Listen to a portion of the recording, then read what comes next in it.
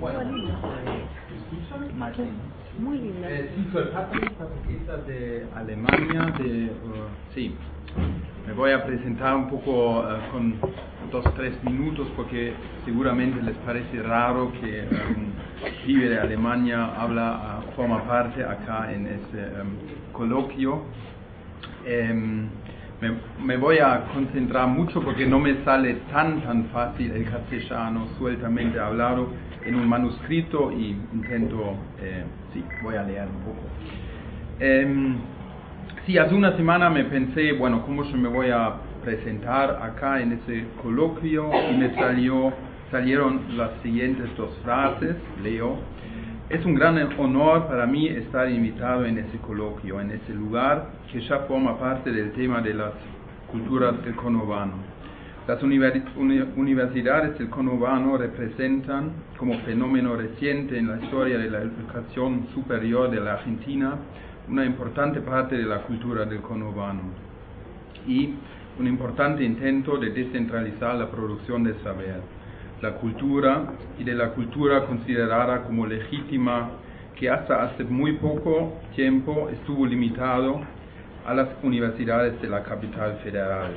Eso era la frase que me salió la semana pasada. Y sí, después de los enunciados cínicos de la gobernadora Vidal, estoy todavía más feliz y me siento más honorado de poder participar en ese lugar, en esa universidad y en ese coloquio. Eso como introducción. Gracias. Pero antes de empezar con mi tema, yo voy a hablar sobre literatura del conurbano.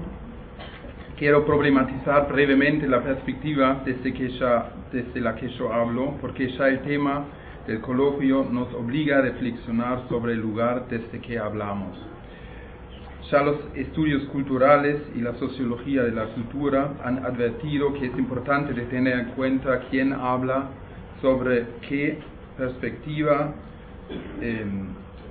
desde qué perspectiva y sobre qué, sobre todo si se trata sobre las así llamadas culturas populares.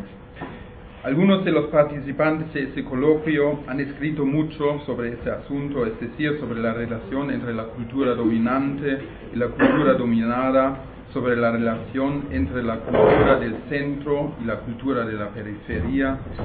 Y en el conurbano, en muchas representaciones, está justamente representado, como ya escuchábamos, como una cultura periférica, dominada, no culta, etc. Retomo esas ideas porque para mí no resulta nada evidente que yo como extranjero, europeo, alemán, participe en este coloquio. No me considero un experto, sino más bien un outsider en los estudios sobre las culturas del conurbano, pero igual espero aportar una mirada particular y una mirada externa a los fenómenos sobre los que queremos charlar hoy. Mi interés general por lo que yo estoy acá es un proyecto de investigación no solamente sobre la literatura del conurbano, sino en general representaciones literarias y fílmicas sobre todo el espacio urbano de Buenos Aires, y eso en las últimas 2 décadas. Es un estudio entonces sobre ficciones urbanas, sobre toda la metrópolis, que abarca tanto la capital federal como el Gran Buenos Aires. Y el interés específico de este proyecto es explorar cómo se encuentran plasmadas en la literatura y en la cinematografía las desigualdades sociales, culturales y territoriales. Pero hoy me interesa hablar brevemente, espero que me alcance el tiempo, sobre algunas representaciones literarias del conurbano. Yo pensé como introducción comentar algo sobre la historia de la representación literaria del conurbano, pero como ya es muy parecido sobre lo que Pablo mencionaba en su parte, lo voy a saltar. Yo quería solamente mencionar que el binomio de civilización y barbarie es fundacional en la plasmación del conurbano y tiene una larga historia en las representaciones literarias. es decir, esa figura geográfica que la capital representa, sí, el centro de la cultura, asociado sí, con la civilización, con lo culto, con lo europeo, y frente a eso la provincia o el... ¿Ya era? 2 minutos. 2 minutos, muy bien. Bueno. Y frente a eso la provincia representa, o el conurbano, la no civilización, la no cultura, lo bárbaro, la pampa y el campo. Sí, yo quise mencionar brevemente algunos escritos de Juan Diego Incardona, un escritor que viene del conurbano, cuyos relatos en gran parte transcurren en dicho territorio y que toman la vida en el conurbano como materia de su literatura. Es un escritor que tiene éxito y ha logrado cierto reconocimiento y visibilidad también en los circuitos de renombradas editoriales argentinas. Incardona ha creado una serie de 4 libros que en esos 4 libros inventado como dice él mismo, un universario literario de Villa Celina. Villa Celina de 2008, El Campito, una novela de 2009, Rock Barrial, una novela de 2010 y Las Estrellas Federales, un minuto me queda, de 2016. Solamente, sí, yo seleccioné algunos ejemplos, no, quizás en la discusión yo puedo hablar más sobre esto, pero hay algunos motivos que recurren en la ficción literaria de la vida en el conurbano de Incardona, que son un énfasis en la topografía. Hay mucha mención del mundo del conurbano, a través de toponimías, de nombres de calles, de edificios, nombres de personas, habla de personas concretas de su barrio, crea así como una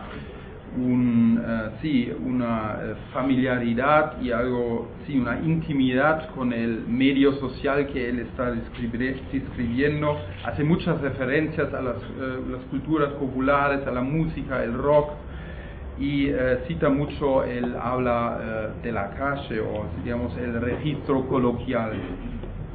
Y sí, parecen en varios cuentos de él situaciones de crisis, aparece como figuras fantasmagóricas o figuras raras, como un misterioso hombre gato frente a eso, que son percibidos como amenaza del barrio. Frente a esos se moviliza el barrio, se constituye un colectivo, un sujeto colectivo que percibe y que actúa, que describe solamente en ese cuento sobre el gato hombre, como se emerge una sensibilidad de que es necesario de cazar a esa amenaza. Y hay otros cuentos que muestran esa dinámica un poco de amenaza desde afuera y una cierta homogenización es muy difícil, de la comunidad del barrio. Es decir, habla mucho sobre la integración social y comunitario a nivel del barrio, como yo podría demostrar en otros ejemplos, pero me parece eso ya era un minuto, ¿no? ¿O no? Uno más. Se fue el que es más malo. Se fue el más malo. Que yo que soy la policía buena. Volvemos soy a la de la tranquilidad. Sí, no sale... hay otro ejemplo, no es la policía. Por ejemplo, describe cómo hay una explosión de gas y muestra cómo eso a nivel de las casas afectadas rápidamente se organiza en un sistema de ayuda espontánea. Y bueno, lo cita brevemente. Era un escenario apocalíptico. Algunos pedían ayuda, otros socorrían a las víctimas. Había mucho desorden, pero gracias a mi viejo, que empezó a organizar a la gente, enseguida armamos una cadena de baldes. Es decir, como esa idea de una asociación y organización y ayuda espontánea es como un motivo que muchas veces recurre. vuelve la policía y yo agradezco. Muy bien.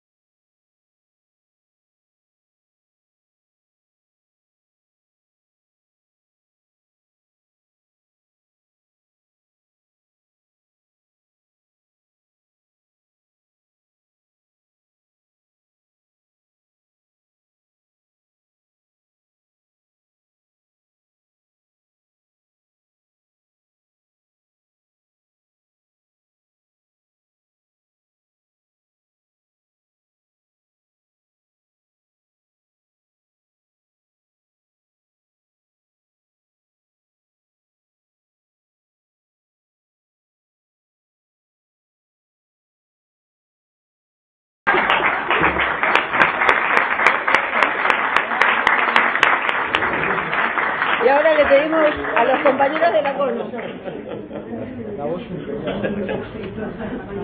Ya soltó la policía. Hola, buenos días a todos. Bueno, nosotros somos la CONU, que es la ONU del conurbano.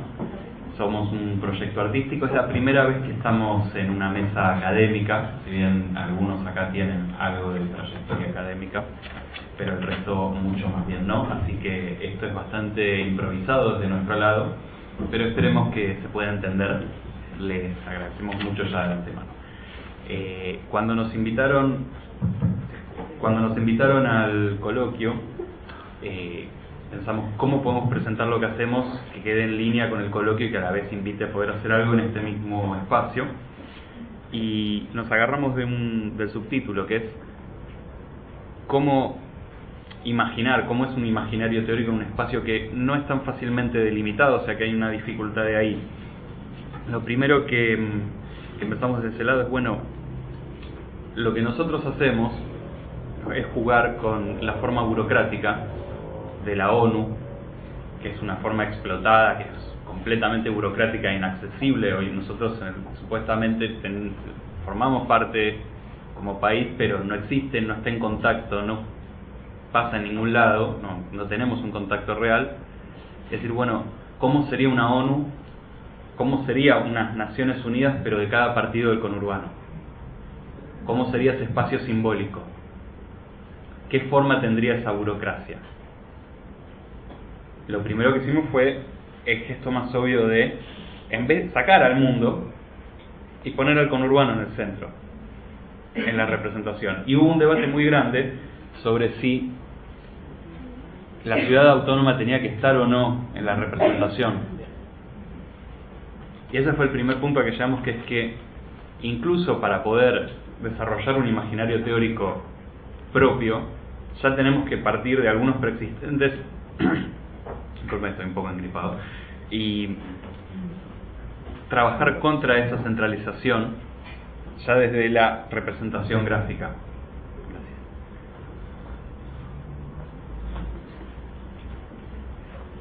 En un punto lo que nosotros hacemos no es arte político, no intentamos hacer arte político, sino política artística, un experimento con lo que es una política artística, que sería señalar y decir, si esta es la burocracia del conurbano, si esto sería la burocracia, la ONU del conurbano, ¿dónde está la representación de lo conurbano? ¿Dónde está la representación? ¿Dónde estaría la representación? Pero no desde un lugar de nosotros seríamos representantes de alguien, sino de que cada uno pueda ser representante. Por supuesto que es un absurdo esto que estoy diciendo, o que a efectos prácticos no lleva a nada, pero sí jugar con la idea de que la representación está en cada uno, está en el presente y es capaz en este momento de generar un efecto, de generar algo. Esta ficción, que se llama la CONU, que hacemos nosotros, no la pensamos opuesta a lo real, es decir, no existe. Diría Maradona, ustedes no existen, no existimos, pero sin embargo genera efectos. El proyecto a lo que apuntamos es a generar efectos, con la sola presencia, con el solo juego, con las formas de la militancia, como son la pechera, la gorra o la remera. Acá lo tenemos al compañero con la remera, a generar un efecto y a generar la presencia de la propia visibilización de lo que se está viviendo. Porque, ¿qué es lo que pensamos? Que la forma burocrática, o sea, la forma de la burocracia, el sello con fecha y toda esta ornamentación es una manera de generar legitimación.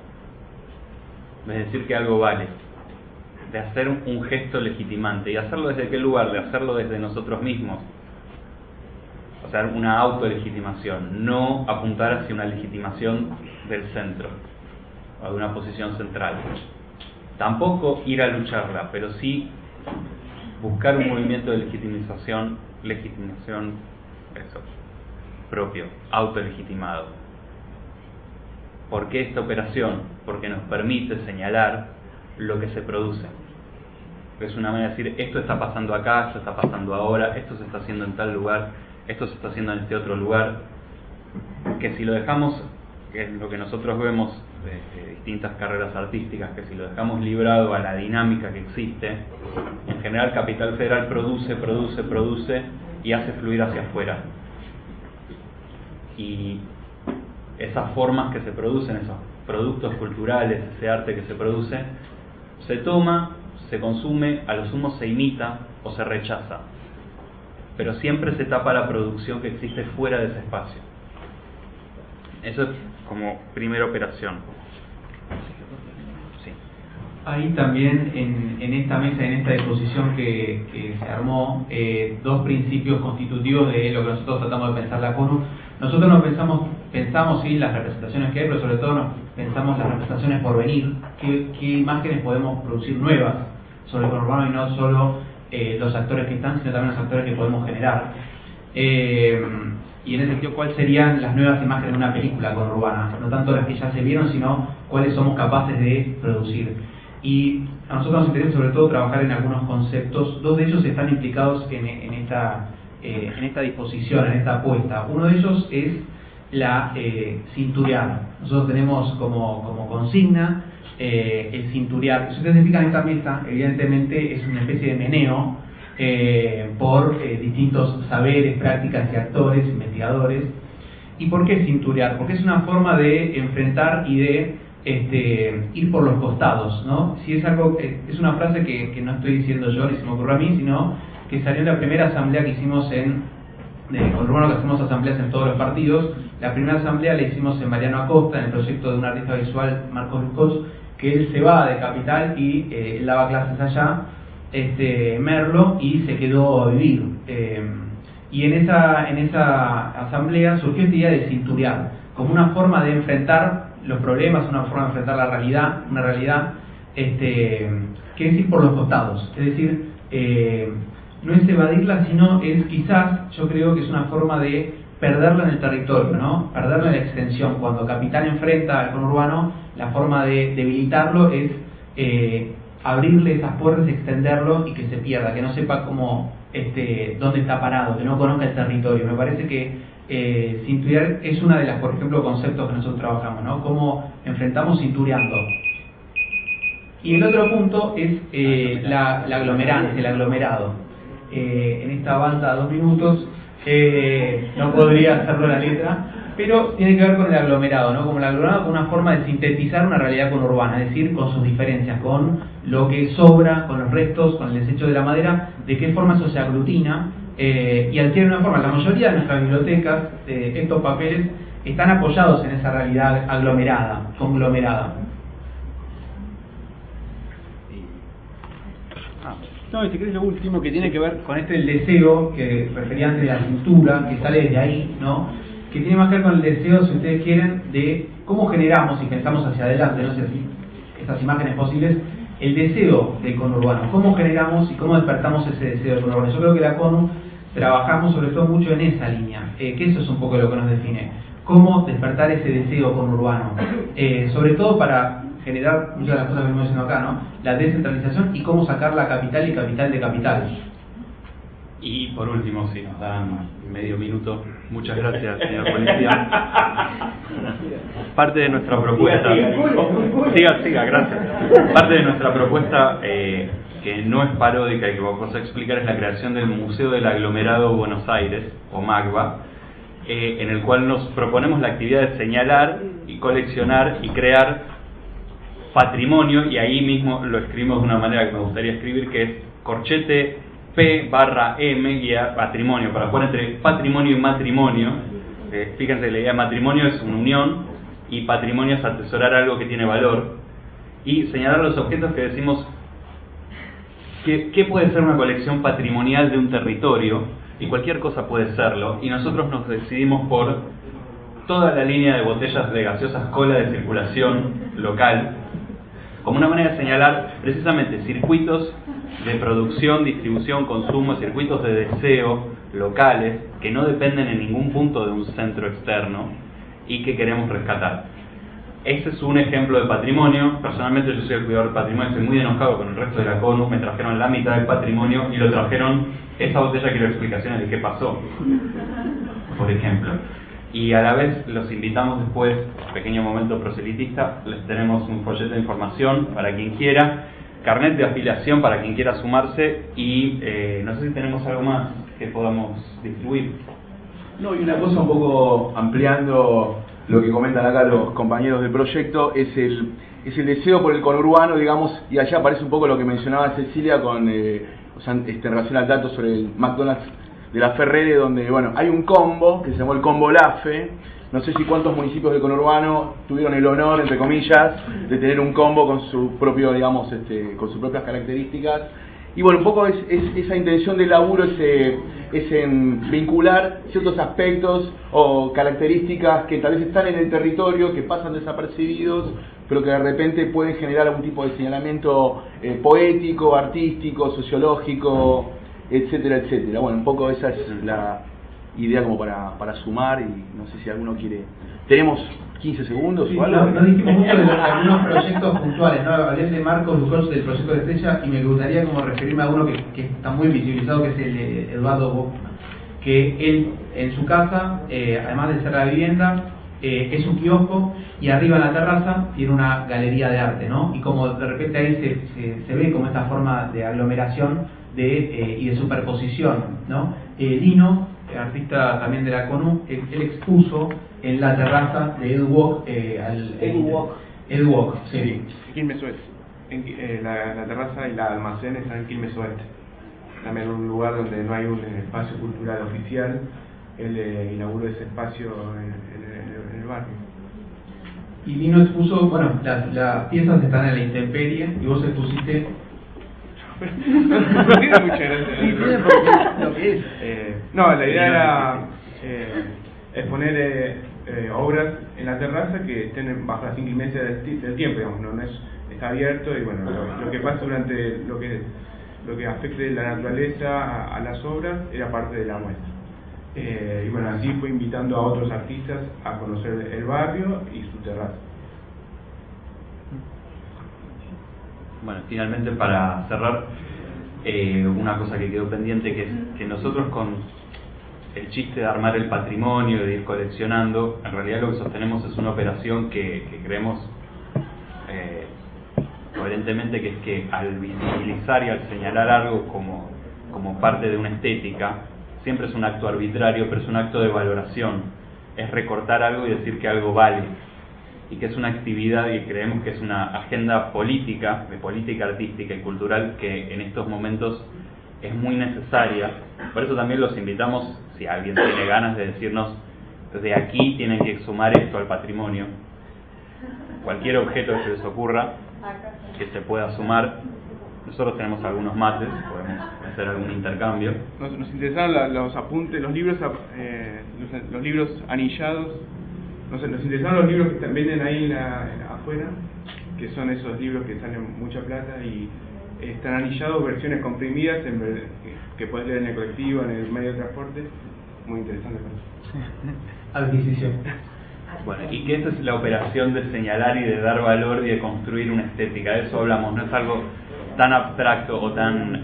O sea, retomando algo que dijo Semán al principio, cuando hablaba de cómo las imágenes, o sea, cómo las ciencias sociales permiten desarticular ciertas imágenes colonialistas, a nosotros nos interesa la construcción de imágenes no colonialistas, y creemos que en ese acto de señalar, decir, esto va a una colección patrimonial de un museo, de un objeto que en otro contexto sería irrelevante, es una manera de poder empezar a poner en movimiento ese descolonialización de la cultura en un punto.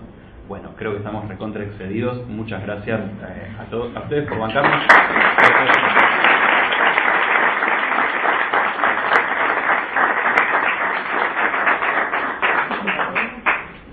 Esa palabra me gustó mucho, descolonizar.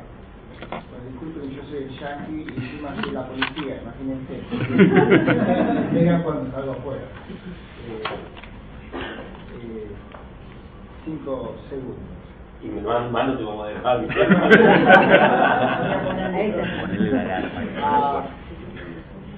Hay una frase de James Bowen, que es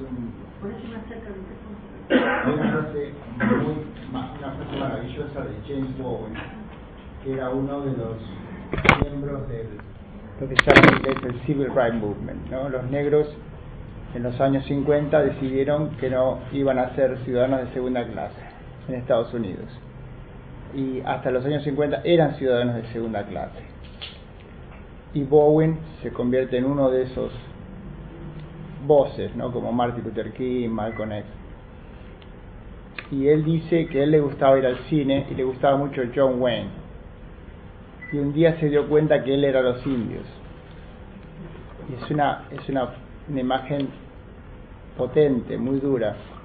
Lo que me hace a mí, por ejemplo, es pedirle disculpas a ustedes que yo les esté hablando a ustedes del conurbano. Yo no tendría que estar hablando del conurbano, ustedes tendrían que estar hablando del conurbano, y nosotros tendríamos que estar todos nosotros del otro lado. Si ustedes tendrían que estar contándonos a nosotros, no fumarse 1 hora y media escuchando cosas raras como quién es Fanon, ¿no? Por ejemplo. Pero eso no es único de nosotros, es universal. Y eso lo descubrió muy claramente Fanon, que es un poco uno de los padres del postcolonialismo, por eso me encantó esa palabra. Y resumiría ese dilema, para mí, pensar, me está avisando que me apure, a tres cosas. No contar lo que es el conurbano, sino para mí me hace pensar 3 cosas. Una, que el otro no está en el otro, ¿sí? Porque el conurbano es el otro, y el otro no tendría que ser el otro, porque el conurbano no es el otro, es un invento, una fantasía patriótica nuestra. quién dice lo que es el conurbano. Porque la Recoleta es una cosa, pero Olivos es muy cerca de la Recoleta y es en el conurbano. Sí, hay gente que vive en Ramos Mejía y está más cerca de la Recoleta. Entonces, es no creerlo. La otra es el tema de la modernidad. La segunda palabra, modernidad. Y a mí me gusta mucho Monsiváis, un gran pensador mexicano, que él decía que la modernidad es el tumulto. Él decía que la modernidad es la Ciudad de México, es el caos, es el descontrol. Son esos famosos autitos de 2 pesos que andaban por la Ferrere. Yo cuando vine hace 4 años atrás, porque yo soy de conurbano, nací en el conurbano, nací en Villa Madero, pero me fui a vivir a Estados Unidos y viví más años en Estados Unidos que acá. Entonces cuando fui allá yo era el otro, si yo era el extranjero. Y Monsiváis decía que la modernidad no es el centro, la modernidad es el caos. Entonces cada vez que vengo al conurbano me da la impresión de que yo vengo a la modernidad, que el futuro es eso, el futuro es el conurbano. Es decir, yo digo eso, tomen nota, me hago cargo. El único lugar moderno de Buenos Aires es el conurbano. Cuando vos venís de afuera, querés ver la modernidad, que es el futuro. Cuando le decían a un amigo, un maestro, Manuel Castells, le preguntábamos, maestro, ¿qué va a pasar en 20 años? Y yo decía, ¿qué voy a saber lo que va a pasar en 20 años si no sé lo que va a estar pasando ahora? Si no entiendo lo que está pasando ahora. Y yo diría que la modernidad es el conurbano. Pero ¿qué pasa? Que la modernidad no es lo que nos vende el sistema. Y para terminar, como para cerrarlo,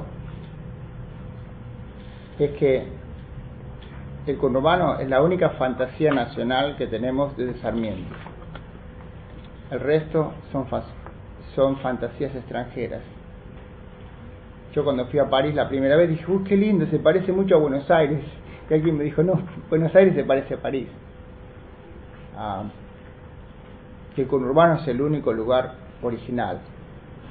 Yo cuando voy afuera y le quiero mostrar literatura argentina a otra gente, la literatura que sería la oficial suena un poco no tan nueva.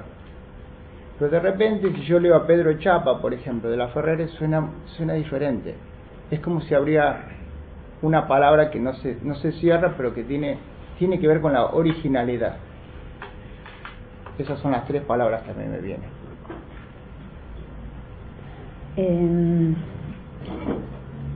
Yo también me quedé pensando en esto del otro, ¿no? Del otro que somos nosotros. Y también pensaba en esto, en el título, en esta idea de lo no tan fácilmente delimitado, porque efectivamente nosotros podemos reconocer partes del centro también acá en Varela, ¿no? Todos nosotros podemos encontrar nuestro centro, nuestras prácticas hegemónicas, nuestras formas de ver el mundo, que sin duda están en esta relación conflictiva, pero me parece que hay la necesidad de pensar desde estos territorios esta discusión que estamos teniendo. Cuando escuchaba a los compañeros que analizaban a la DICPA, pensaba, bueno, estarían investigando a la CONU, ¿no? La CONU serían, sépanlo, ¿no? Todos ustedes estarían teniendo un archivo seguimiento personalizado con foto frente a perfil. Y me quedé pensando en de qué manera el Estado es parte también de esta conversación, ¿no? Porque aparecieron los partidos, apareció el cuco del peronismo, no aparecieron los radicales, como si no fueran esa provincia grande de gente lidiando con la naturaleza, aunque ellos aparecen como más civilizados que ¿no? Bueno, hay ahí como una pregunta que me parece que puede ser interesante. Y también me parece que el planteo de Patrick es, bueno, una mirada desde lejos, ¿sí? Acá tenemos nuestros 2 extranjeros, vos sos medio poco extranjeros, ¿sabes? diciéndonos cosas sobre esto que nos pasa a nosotros. Ayer a la mañana tuvimos una actividad con un montón de comisiones de prácticas culturales en donde tratamos de discutir acerca de la meritocracia y la forma que tiene la meritocracia y qué es la meritocracia a partir de unas publicidades, una actividad bien interesante. Y se produjo un hecho que a mí me generó como una alerta en cuanto a qué categorías estamos usando para hablar de lo popular, para hablar del conurbano. Muchos de nuestros estudiantes discutieron con nosotros, sus docentes, qué es lo popular, qué lugar tenemos, quiénes somos lo popular. Digo, si nosotros nos dejamos llevar por nuestras propias categorías en donde desde ciertos centros miramos, quizá nos estamos perdiendo la pregunta, ¿no? Nos estamos perdiendo de construir esos imaginarios geográficos, ideológicos, políticos, en donde hay mucho de prejuicio, me parece, en algunas de nuestras miradas. En algunas de, digo, sin malas intenciones, ¿no? Pero hemos discutido en la tapera alguna vez allá en La Matanza, bueno, hasta dónde y qué cosa. Me parece que hay un espacio ahora, que tenemos un ratito, en donde deberíamos, con lo dificilísimo que es, habilitar ciertas preguntas en donde los aquí presentes se atrevan a discutirnos algunas cuestiones que se plantearon acá. Porque si no, digo, habilitemos el diálogo para ver, hay gente que tiene ganas, digo, yo veo ciertas caras de dale que peleamos. Me parece que es un buen momento para que estas universidades del conurbano que tan golpeadas estuvimos estas semanas, y agradezco mucho la referencia de Patrick, demos cuenta de que acá se produce conocimiento, acá están pasando cosas que si no estuviera este espacio no podrían pasar. Así que habilitamos las preguntas. Anotá. Dale, me hacías así con la cabeza, dale. Dale. Pasale.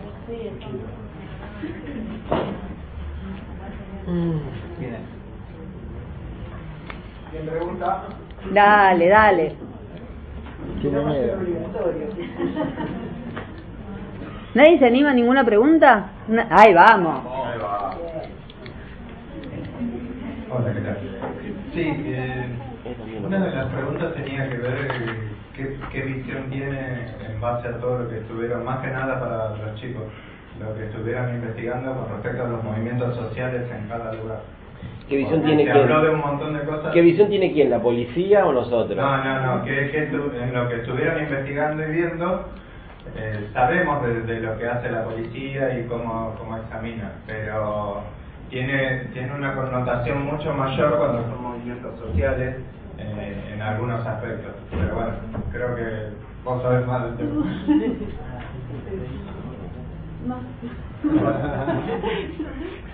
¿Quién quiere contestar?